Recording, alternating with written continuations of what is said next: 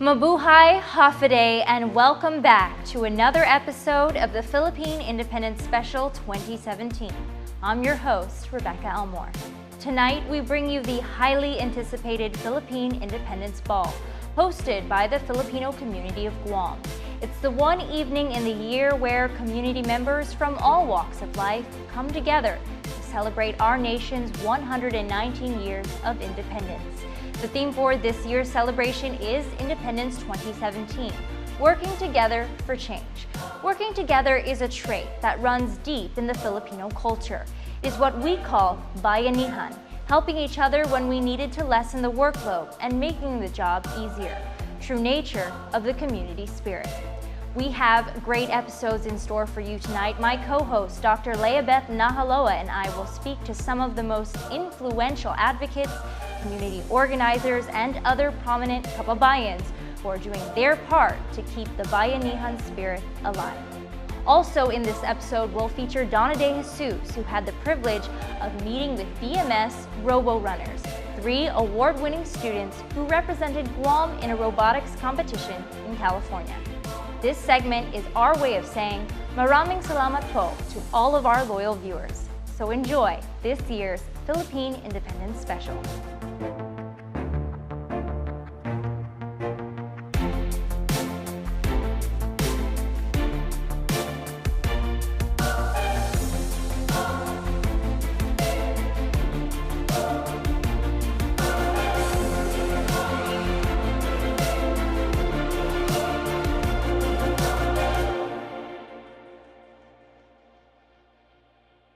Hafaday, mabuhay, magandang gabi po sa inyong lahat. Welcome to Philippine Independence Day Special.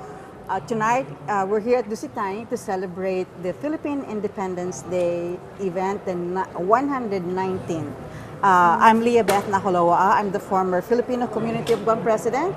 And with me, I have Ms. Rebecca Elmore. I'm with PNC News. And our special guest, we have... Introduce yourself, sir. I'm Tony Meloto, the founder of Gawad Kalinga. Please tell us something. Thank you so much for being here. Tell us a little bit about yourself. Well, I came from Negros Occidental, from very simple folks, but education got me out of poverty, and I worked with a multinational company after graduating from Ateneo. And education was my way out, and so I'm trying to pay back by also going back to the people that are left behind in the slums and in the remote areas of the country. So Gawad Kalinga to date has built over 3,000 communities for over 1 million Filipinos in the most marginalized areas, including 4 areas in Sulu, in Panamao, Patikul, Panglimaistino, and Maimbong.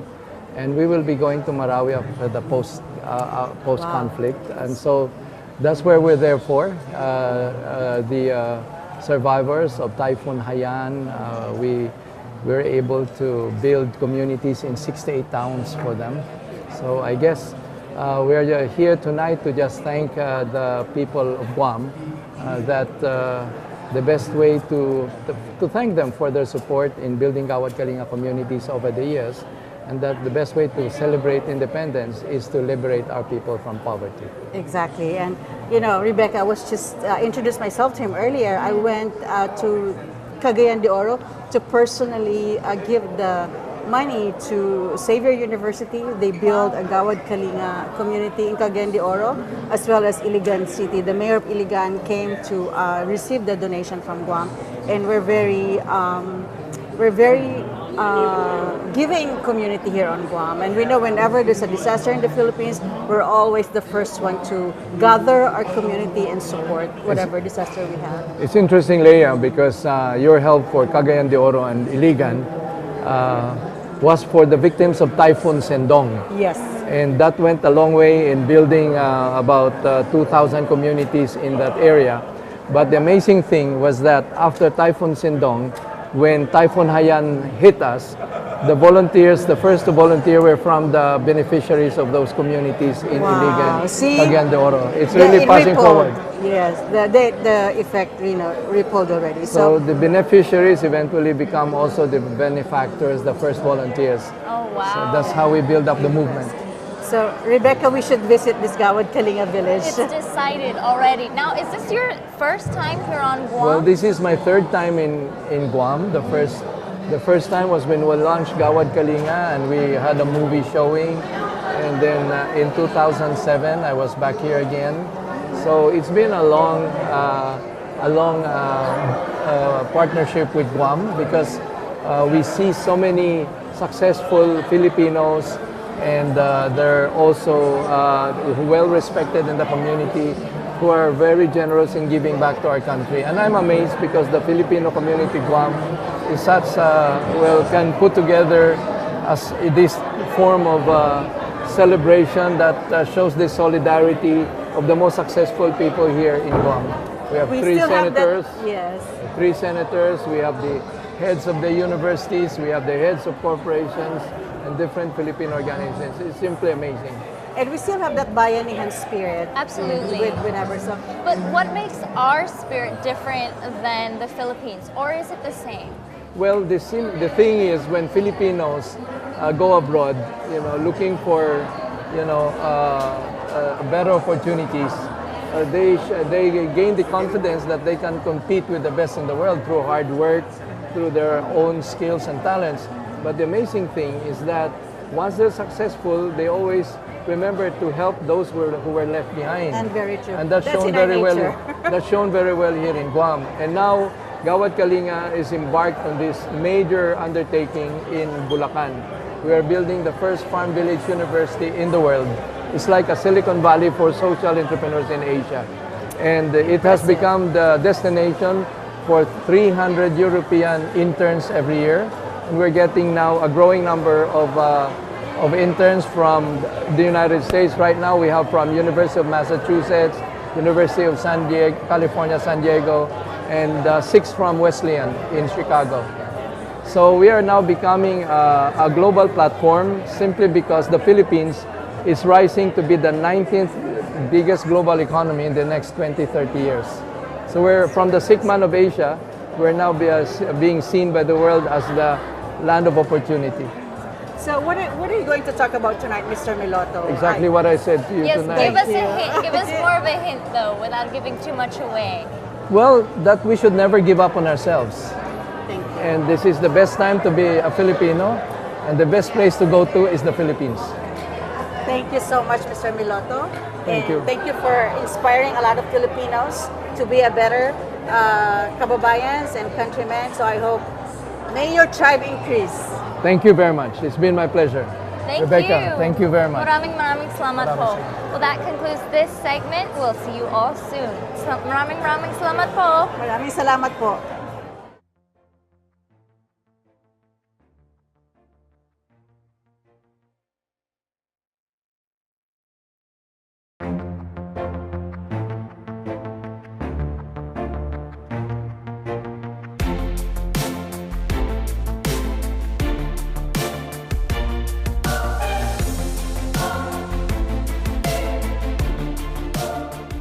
Good evening, ladies and gentlemen. Magandang gabi po sa inyong lahat. We have the man of the hour, Rebecca, the do. president of the Filipino community of Guam, Mr. Norman Analista. Mabuhay. Mabuhay, and very happy to be here. Very, very happy to be here. Please tell us what's going to happen tonight. Well, we're celebrating the 119th anniversary of the proclamation of Philippine independence. And we are going to celebrate in a way that has never been done before. We have brought out some people in costumes. We have these men in the Tiatihan garb. We also have a singer named Elame Saison, who is known as the Philippines Queen of Soul. Oh, wow. Our keynote speaker is Mr. Tony Maloto, and he is the founder of Gawad Kalinga. He is wonderful. He is an amazing speaker. So we do our best to give a different experience where we provide substance, but also excitement. Of course. And I see that you're wearing a different kind of barong tonight. Can you tell us more about it? What is this? Yes, well, beautiful. well, the barong to me is really our national costume. But our way of expressing ourselves can be infused into the designs that we wear. So, I wanted to come up with a different color, a different scheme, and this is inspired by the Philippine flag. Right. So I said, hey, why not? Exactly. And then, this is the barong that inspired from the people from the southern part of the Philippines, more on the wonderful. Muslim part. And it's very, very formal. It's very appropriate for the occasion tonight. So, anything else you want to add tonight? Yes, let's talk a little bit about, you're the president of FCG. What has your administration been like this year? Wow, I've been in office for 6 months now, and I wanted to make sure that I reached out to past leaders like Dr. Liavet Nahalawa, who was a past president of the FCG. Of course, Nita Baldovino is the immediate past president, and Roy Adonai is the past president, Alex Gagaring. The list goes on. I really made it a point to reach out to them because the work of the Filipino community of Guam was not accomplished by one person. It truly is a culmination of all the efforts of these very, very dedicated individuals. So with their support, I wanted to define 3 areas for my advocacies. One is we want to help with the homeless situation and help to address that situation. That's why we invited Mr. Tony Maloto. We also wanted to provide some support for cancer patients because we understand just how grief-stricken the community is with that terrible disease. And of course, education, right? It's just like eating and breathing for Filipinos. So we definitely want to find a way to support higher education. So those 3 areas are our key projects. And what are you most proud of so far that your administration has accomplished? Well, I think I'm really, really excited at the fact that we have so much support from so many different groups, from so many different individuals. I think a lot of it is just reaching out to them and inviting them and asking them to be a part of that process. And as we discussed earlier with Mr. Moloto, we Filipinos, when it comes to calamity or disaster, we always, we have this bayanihan spirit. Whatever happens, we always help. We're the first one to help. We're the first in line to help. So, that's one thing that we appreciate about the Filipinos on Guam. So, Norman, thank you for reaching out to us. Thank you. And for making this happen. This is a huge event. Yes. It's a beautiful event. Thank you so much. far. Thank you. Congratulations. Thank you. So, thank you. Maraming salamat. Maraming salamat po. Looking And forward thank you, to your speech everyone. tonight. Thank you. Yes, thank you for watching. This concludes this segment. We'll be right back.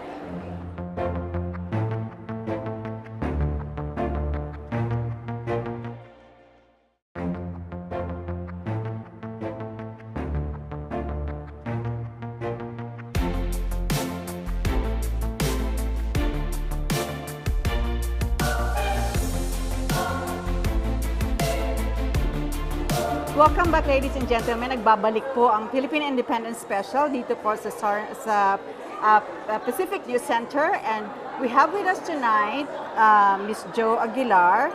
She is the Senior Vice President for Marketing of St. Luke's, Manila, Philippines. And welcome.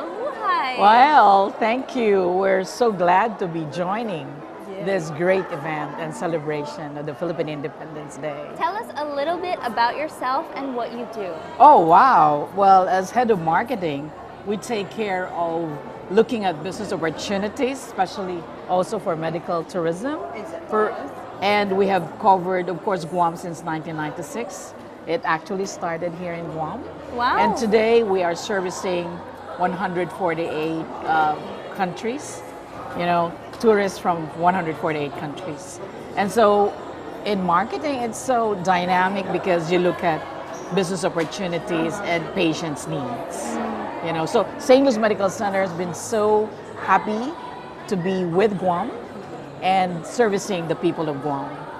so tell us about, how did this partnership between Guam and St. Luke's and Resourceful came about? Can you tell us, is there a need for that kind of partnership? Oh, yes. What we looked at last year was the needs of the patients which are non-clinical. So we looked at a hassle-free journey to availing of healthcare services, and one of which we have identified is the need for a hotel accommodation.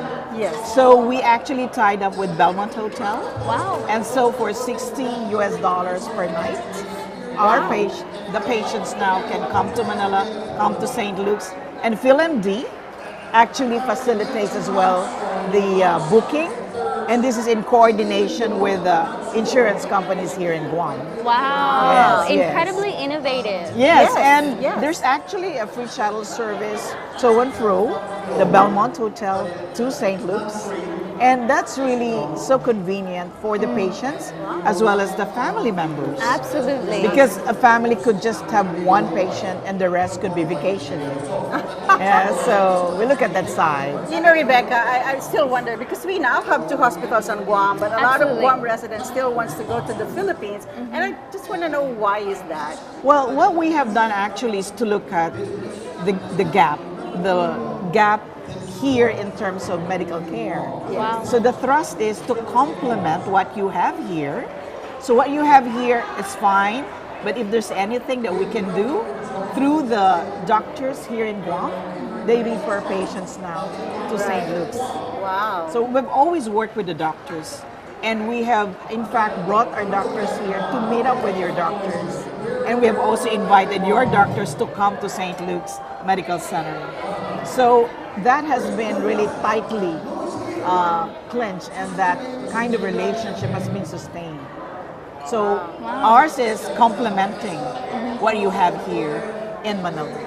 And really your doctors would like to thank them because they have been really supportive of St. Luke's Medical Center. Well, we appreciate the partnership, and we thank you for you know, promoting that partnership with us. We in fact say that the Guam people is like a family to St. Luke's Medical Center. That's how we have actually looked at this relationship. Right. It's not for the short term, but for the long term. Thank But also in addition, we tied up with Cebu Pacific because another requirement is how do I fly to Manila at an affordable rate? So we made that also affordable. And so PhilMD here in Guam can do the booking so that there's a seamless transaction and setting up of appointments from hotel to the airline company to Manila to St. Luke's, and there's a meet and greet at the airport so that our patients can also be brought back to the airport, and we'd like to, you know, give them that journey that's delightful. So let me ask you something. So I know you have an office in Guam. Yes. So if, you know, there's a lot of patients, Rebecca, on Guam that do medical Absolutely. fundraiser because Oh, yes. especially if you don't have insurance and you don't have the means to go to the Philippines, how can the Guam, you know, the people of Guam avail of the services that you guys have? Yes. PhilMD is a medical concierge. What they do is they look at the need of the patient, and they can even do medical cost estimate. And that's on Guam. Wow. Yes. And And that in so Guam. the idea Wow. is things are made, especially the cost, are made predictable. So from hospital bills to professional fees. Oh, wow. And I believe that gives patients peace of mind, knowing that it's not going to go beyond their budget. Because there are so many ways to go about it. And PhilMD is here to actually coordinate with the insurance companies, or if they are paying it on their own, to help them avail of that medical care. Yeah. That's wonderful. And you know, really the business model really does complement, as you say, the family aspect of the Filipino culture, which is crucial. Well, maraming salamat po for being with us and for speaking You're with us. most welcome. Thank you to my lovely co-host, Dr. Thank you Leibeth too. Mahaloa. Thank you to lovely ladies. Thank you for being with us. Maraming mabuhay po ang mga Pilipino At sa mabuhay Guam. tayong lahat. At maraming salamat po sa inyong lahat. And that concludes this segment. We'll see you all again. Maraming salamat po. Bye-bye.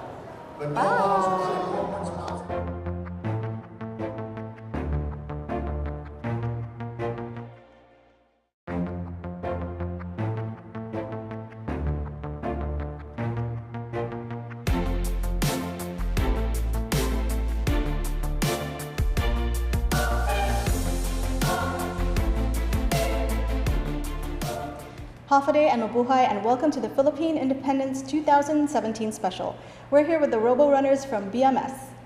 Okay, guys, can you introduce yourselves and let us know which part of the Philippines your family's from? I'm Rabi Natividad, and my family's from Taguig. I'm Carl de Rosario. My family and I are from Mexico, Pampanga. My name is Carissa Lazaga. We're from Marikina City. Okay. So, being Filipino, what in your household is the most Pinoy thing? You can start. So I spent most of my nights screaming at my TV screen, watching teleseries like Wildflower and My Dear Heart with my mom and my sisters. Okay. Carissa? Having slippers outside and using slippers inside the house. Robbie? And also our family basically just eats rice 3 times a day, every single day. You guys don't have the big spoon and fork?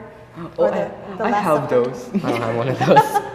Okay, so let's talk about robotics. You guys represented Guam in California for a robotics competition last month. How did you guys get into it? So mainly, each of us have our different experiences. I started with my science teacher pushing me to go into robotics since I was kind of recommended for the program. That was way back in 7th grade. Okay. I was in Mr. Zaga's home base for robotics when I was, and I didn't really get into robotics until they announced a competition. I was part of the maximum capacity group, so I wasn't really full team in there. I couldn't get like a shirt, but I started thinking, and since my schedule's cleared up, I decided to start with the full capacity group. I was only supposed to be a helper since there were only a few people in the team, and then since the team got bigger, they decided on having 2 teams, 8th grade and 7th grade, so I joined the 8th grade group. Okay. So tell us about the robot that you built for the competition. Our robot's name is Eric, named after our dear classmate. And the reason why we decided to name him Eric is because we have to give him instructions in order to do them, just like our friend. Oh, so you actually gave him verbal commands? Oh no. Oh. We just use blocks. We have a program that they have for the Mindstorms in their kits, and we have blocks in the screen which are commands, and we put them together to function the robot. So the competition was in Legoland, right? Yes. Yeah. How was that like? It was really cold. It was fun. I get confused. It looks so hot, but it's so cold. For 3 days during the competition, the skies were clear and it was still cold. So what was it like to represent Guam and the Philippines in that competition? It was kind of nerve-wracking since we had a bunch of pressure trying to represent our main countries, and since there's a bunch of people here, it's kind of nerve-wracking since we want to do good, and if we don't, then that kind of adds to the pressure. But you got your trophy. Yeah.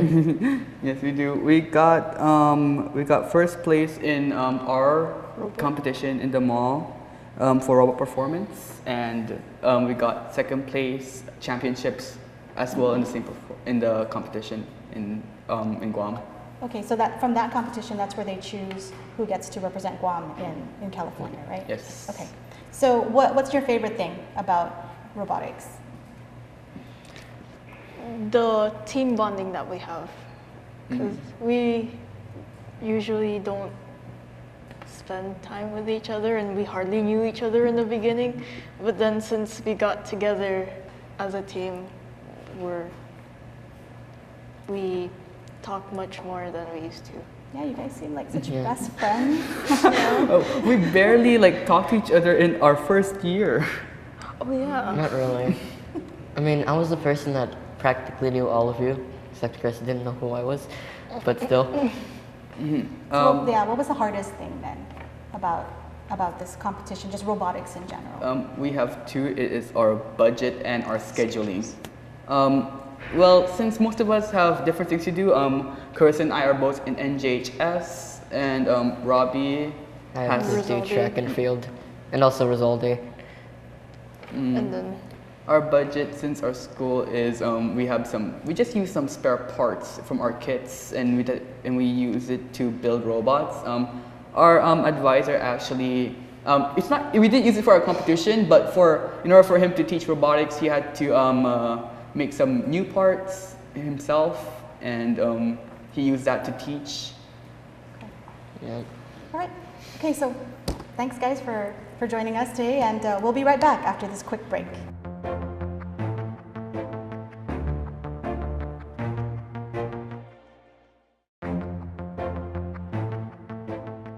Welcome back. We're here now with the advisor for the Robo Runners, Mr. Frank Lazaga. So Frank, tell us what it was like working with these kids. It's really awesome, Donna.